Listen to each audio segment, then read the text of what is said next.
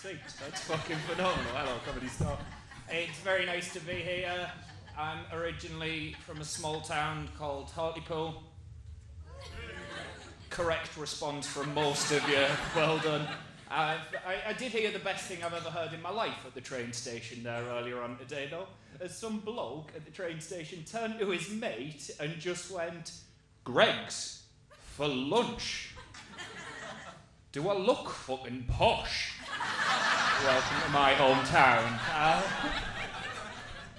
Good. I'll just point out straight away before we go on any further that I do quite like silly things. It's the reason it took me 5 attempts to pass my driving test. Has it taken anyone more than 5 attempts? No, you're up. I've still not passed mine. How many? 6. You've done 6. You will, but stop. It's not worth it. You're holding her hand up. How many attempts did it take you? 8. Have you passed now? Yeah. Right, what the fuck did you fail on? You ran a squirrel over. It was her squirrel. I'm alright, I'm going to leave that conversation where it is, I'll be honest. See, with me, I understand, but I just don't care.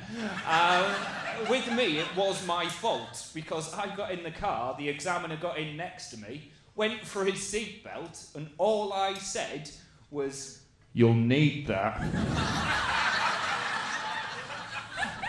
Glad you laughed, right? That joke cost me 56 quid, right? You seem a lot of fun. I'm going to tell you my favourite game in the world as well. My favourite thing ever is putting things in people's trolleys when they're not looking. Good. I like you people. One person applauding, correct. For those who haven't played, start easy. Condoms in an old person's. It's good for a giggle. Move it up a level, lettuce in a fat person's. You've probably ruined their day, but you're laughing. My favourite level until last week, put hummus in a Geordie's, you will fuck with their heads.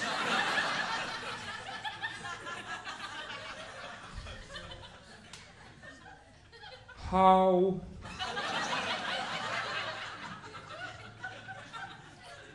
Mouse.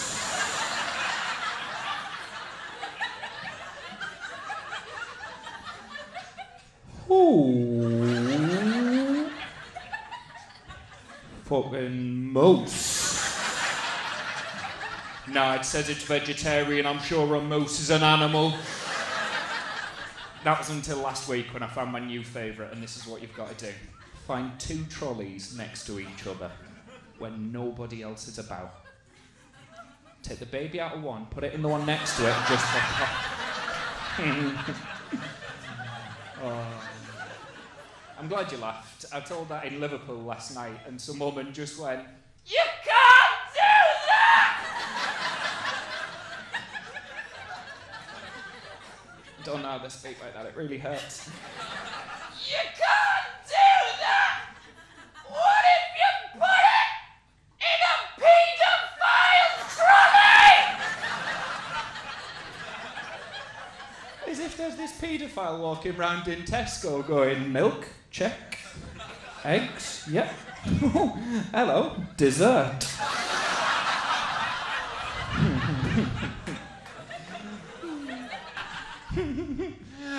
You've been a lot of fun. I'm going to tell you this, and then I'm going to go. I'm going to tell you, I was seeing this girl not so long ago who was a bit of a goth, which is the acceptable term, not as my nan called a dead fairy.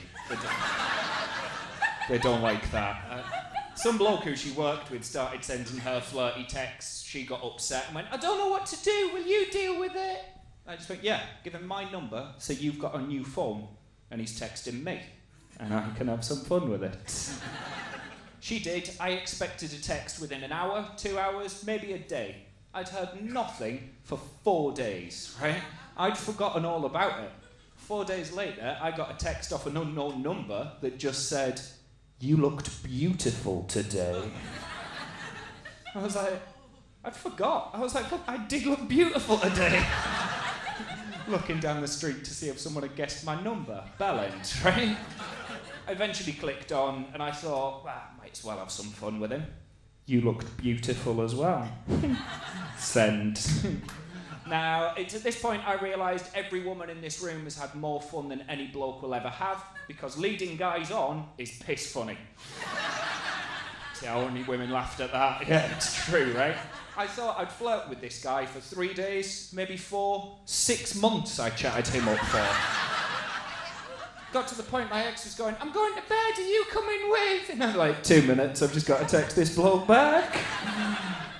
My other half's gone to bed. I wish you were here. He texts back, I wish I was there as well. Game on, creepy text fucker. Now I know at this point calling him creepy is well out of line. I do know that. But 6 months in, I was sat with my mate Mike, who is an idiot, and we were bored and he was egging me on. So I sent him a text that just said, send me a picture of you. He sent me one of his face. I was like, no. Send me a picture of you. I have no idea how I did that voice in a text message, but it worked, right? He logged it out, he sent the picture, we got excited. Not as excited as he was, but we were excited, right? Not as excited as he is. He then texted back, I'm masturbating. Send me a picture of your breasts.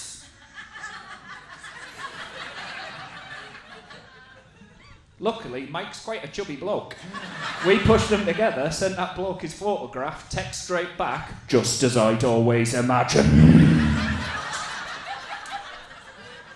It was at this point I got my favourite message I think I've ever received to and replied to in my entire life, as I got one message that just said, I'm about to come, send me a picture of your face. I just went, all right, hello. Comedy Star, you've been a delight. I've been Tony Basnett. Thank you very much.